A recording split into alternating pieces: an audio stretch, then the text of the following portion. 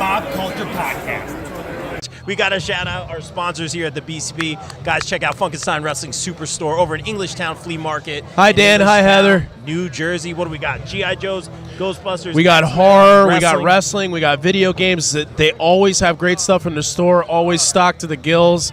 I might actually go there tomorrow. Best store in the world. Our favorite store. Some of our favorite people, too. I love them. That's it. And also got to shout out our new sponsors here for May, the No Gimmicks Podcast. Podcast that keeps it 100% real 100% of the time. Check them out on all your podcast platforms. And they have a Facebook group, the No Gimmicks Podcast fan page. Check them out. Let's do some interviews, Goodest Brother. Let's do this. Stay tuned. Hello, I'd like to welcome you to paradise, where everyone is riding on a satellite, sending signals, praying for miracles. We should have seen this coming.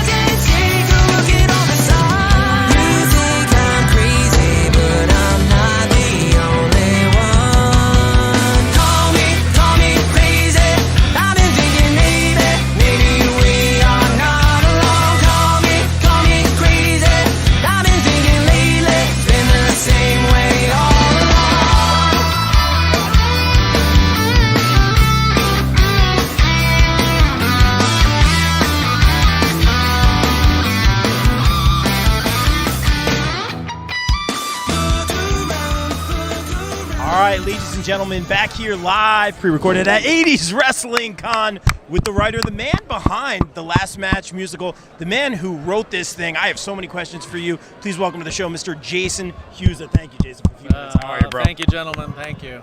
Happy to be here.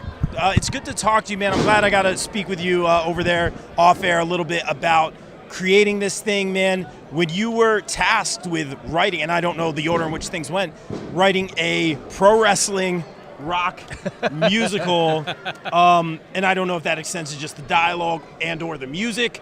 What went through your head? How did you take on this task, man?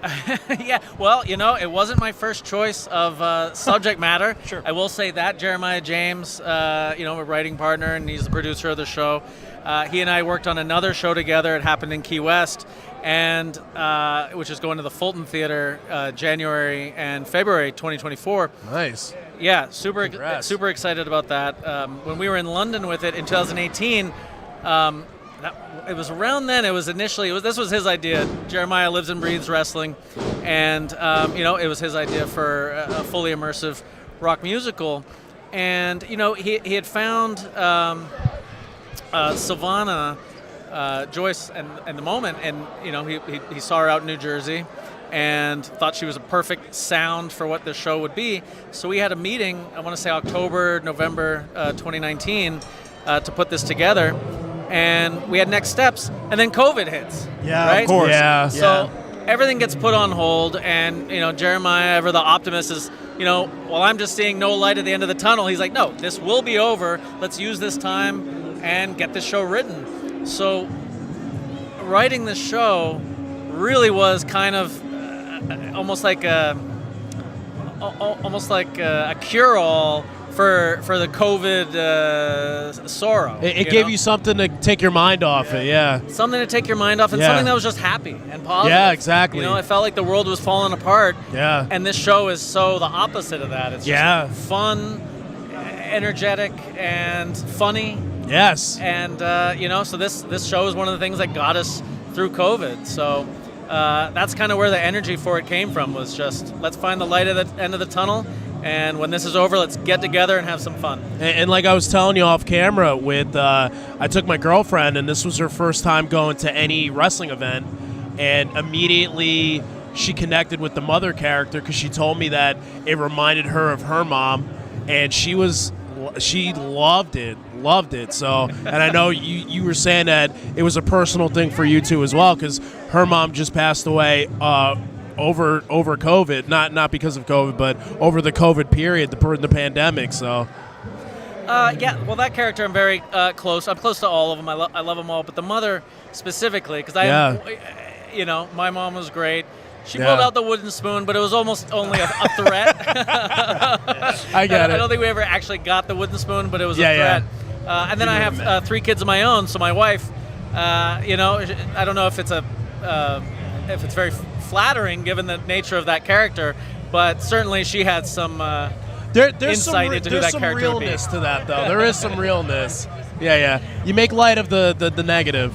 Right. Yeah. And you know, wrestling can do that. Exactly, You know, it gives you the space to make light of the negative. Which, you know, Ted DiBiase was a big hero of mine. Oh, nice! One of the best bad guy characters ever. My whole family, we're all heel people. I don't know if that's Okay. a good thing or Okay. a bad thing, but that's the way we trend. So we're Team Swagger.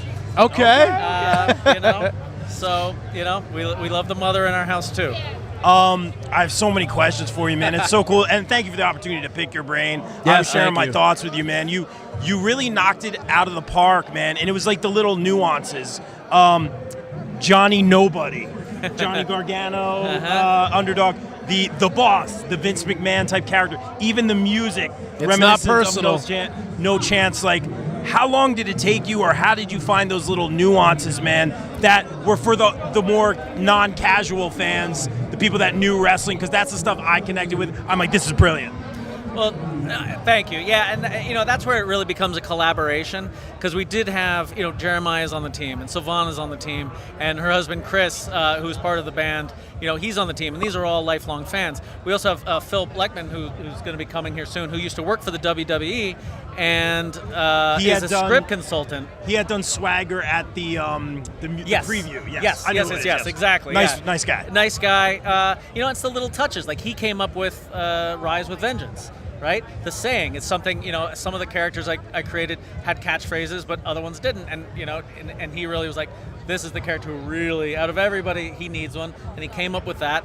And it's so encouraging when you see the show, and we threw it in there one time, Rise with Vengeance. And then 10 minutes later, when he says it in the show, the whole audience. I All you need to do is say it once. And I looked around and I Yeah. was like, oh my God, they caught on to, you know, this is the stuff you dream of Yes. with typical musical theater. Like, It's- you hope these seeds grow. It's like Austin 316. He said it, and then the next night there was Austin 316 signs everywhere. amazing. Some things just catch on. It's great. It's not easy to do. Yeah. It's really nuts. So that's where it really comes from a collaborative thing. You know, Jeremiah had the idea for it to be in the round, right, with the ring right here, but that's not the only center of where the action in the show happens. And, you know, for people who've been to wrestling matches, you know that anything can happen. Up, Yeah. down, left, right, Yeah. under, and over. Backstage, yeah. And, you know, that was, so when we were writing it, Jeremiah really hammered home, you know, use everywhere. Just this whole place. It's not, you're not limited to the stage in this card. So it's, from a writing standpoint, it's very freeing. It was amazing, man, and I want to know where you pulled from as a writer. Obviously, being a wrestling fan, probably some theater stuff as well. But things were nuanced. A great focus on women's wrestling. A great focus on the veterans of the wrestling business. I thought that was so great. Like, anywhere that you pulled from when writing this. I mean, obviously the greats. I grew up with, you know, the legends and the Saturday morning cartoons and Saturday, and even the cereal, you know, like Junkyard Dog. Ah, okay. You know, I have some favorites, but I mean, you know, the reality of wrestling is, you know, I think in our lifetimes we saw it change, right? I mean, from Elizabeth and maybe you know, Moolah. Being the only two I can even remember from being a kid, you know, to Sable showing up and power bombing these enormous men. And then, you know, to where we are now, which is so encouraging. That's why it's called the women's evolution, because it literally is such an evolution. When women weren't even wrestling, they were just known as valets or managers, and now they're main eventing WrestleMania, or they're on the main event every week. It's just crazy. We go from here to here. It's awesome to see. It really is awesome. And you know, for the fabulous Miss Jenny, you know, we just amazing. We were looking at what, you know, you take somebody off Broadway, and it's like, what are their skill sets, right? And it's like the Booker T scissor kick, right? Yeah. It's like, who else can do that if not a Broadway dancer? Yeah. You know, I mean, her legs up in the rafters when she drops that thing on Matt Cardona's head. And then with the mother again, not to belabor this, but that was just a tribute because there are so many, especially in Broadway, right? Like, not to get too deep into it, but I know enough actors who they kind of know how, for better or for worse, you get 30, you get 40 years old, now you're playing the mom, now you're playing the grandmother. Yeah. You know what I mean? And it's just kind of this cycle of, and you can have a 50-year-old guy married to somebody much younger, and that's just kind of par for the course. So for the mother specifically, I was like, how much fun would it be for somebody, who doesn't get to typically play characters out like this, to just come out and just be insane. And she killed it. Show stealer. She killed it. It really was a show stealer, yeah. The crowd was with her, for sure. Oh, God, yeah. The crowd was with her. I think you guys have probably heard this before, but in rehearsal, the show clocks in about 2 hours on the nose. And for that first performance, we were at 2 hours, 45 minutes. Wow. It was awesome. Wow. It was crowd participation, awesome. all of it. And yeah. it was Crowds great. can take over, especially in wrestling. When they see a good product in front of them and they appreciate it, they will let you know about it. They will. I knew about it, but I wasn't prepared to hear it, Yeah. Holy shit. And this is awesome. I mean, You still got it. You still got the it. cadence is this is awesome. Like, the cadence, I'll never get over. It's amazing. Well, now it almost ruins other musicals for me now, Like, Yeah. Right, it's very different. I'm like, come on, start chanting, everybody. You don't have to be quiet. Which I like, and we talked about that dynamic with the audience, some of that theater audience, and then with the wrestling fan, it was a great dynamic. But backstage, we talked to Afa about this, who did a great job training everyone. Yes. But it was cool to see the wrestlers get that theater audience, whereas we saw the theater actors and actresses getting that immediate feedback from the wrestling audience. Being a part of that, being backstage, what was that like for you, being a part of that whole thing? Well, honestly, I can tell you my favorite. I mean, from beginning to end, that's a magical element to the show. Is the Broadway people, getting that feedback, because typically Broadway audiences are not that responsive. And then with the wrestling, but I'll tell you, my favorite moment where we marry the two is with Ballet with Teeth, where Vicious Vicky and Tina San Antonio, they're wrestling and they're going hard, and then the song breaks down into this, sort of waltz, and the whole show slows down, the lights change, and we get really theatrical.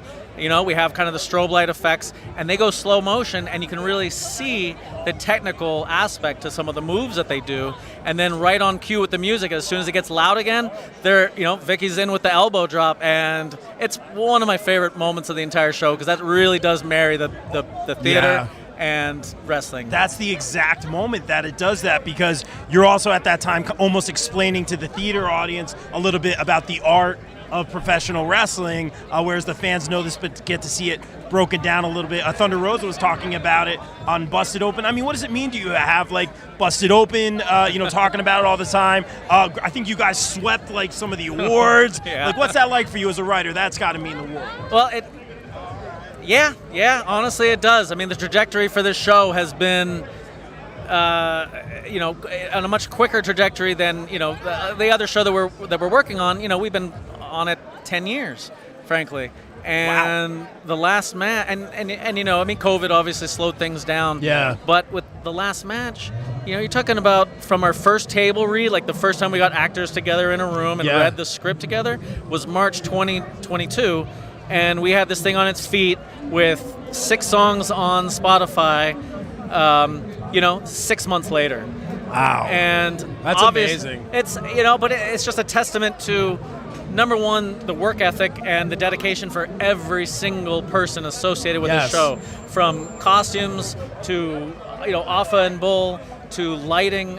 Just every single person is giving 1,000,000%, and I think it's just the energy of the show and the dedication of the people. As the person who wrote it, you almost forget, right? Because I'm swept away. That was awesome. You get caught up in it. I get caught up, and you lose things, right? Like Jeremiah, because I don't get to do rehearsal all the time. I got kids and a day job and all that. But, so the first time I saw it was the first time really seeing it. Oh wow! In its manifestation, where Afa and Bull James are wrestling alongside the intro song, right? Yeah. Like, that wasn't written on the script. It was something different, and he came up with it in rehearsal. That's just marry the two. This is what we're doing. We're marrying these two worlds, so let's go ahead and do it. Yeah. So that was my first time seeing, and it's incredibly gratifying as a writer, not only to see the excitement behind it, but to also see the enthusiasm of everybody involved and them adding their own piece of who they are and making the show all the better for it. And every single person who's been attached to the show, every single person has been functioning at a very high level. And to bring up your point before, like as I've gotten older, not only do I appreciate the on-screen or like the product that you're watching, I appreciate maybe even more so the people behind the scenes, the Yes. people that do all the work that you don't see. Yes. Because sometimes that's even more important. And I appreciate that much more because when you see it come out on screen or in front of you, it's like all these people work their asses off to accomplish this, and it's so amazing to watch. Work their asses off. Yeah. We assembled that ring. Oh, yeah. Assembling a ring is not easy. Oh my God, it's Yeah. really not. Yeah. And you have these. We were in Jersey City, right? So, these buildings are as old as New York. And you're they're talking upstairs. about- yeah, they're upstairs. And they're upstairs. I going get up it. ramps with these Always. metal beams. Yeah. And you're like, it's a lot of work. And Oh, you're yeah. tired at the end of the day. Yeah. But to hear the audience's reaction makes everything worth it. Yeah. Everything. Now, Jason, and we appreciate you taking a few Yeah, minutes, man. no, of course. I'm not a hard hitting guy. We're not hard hitting here on the show, but I got to ask you this one, man. I'm a journalist. Whatever you can give me, I know everything's real secret right now. I got my sources, man. I got some ideas. They gave us a little bit when we interviewed the co-producers. Anything you can tell us about the next phase of the Last Match musical? What is next for you guys? Anything you can give us? Sure. I don't know. What do they tell you? I'm gonna tell you, I saw some new music. Yeah, we'll was gauge being- it off of that. I heard there was some music being recorded in the There is studio, some if that's new okay. music, We yes. ain't live, so we can always edit it. Yeah. And I think there was a tease of a possible tour, if that is that's what I was just told a few minutes ago. Yes, there is On definitely air. a possible tour. I mean, obviously that's so the way the show is built with the stage being a part of the show and then with the ring, it's not conducive, not that it couldn't be done on a typical Broadway stage or typical theater, but it's really made for in the round arena type seating. And the real strength of that is that you have locations. I mean, you could do the Last Match in here. You could do honestly, Be you perfect. really could. This Yeah. would be perfect. And we'd be lucky to have a space like this. So, when they're looking for a tour, we're really looking at the types of spaces, the types of cities that would welcome us. And luckily, a lot of the answers have been everywhere would welcome us. Yeah. Yeah. Yeah. So definitely a tour, American tour. There might be some options to go outside the U.S. Ooh. One of the first things that happened when we started doing this is they started hearing from promoters and from people from around the country, places you didn't know wrestling was as big as it is. But then you find out that in, say, India, their number one sport is cricket.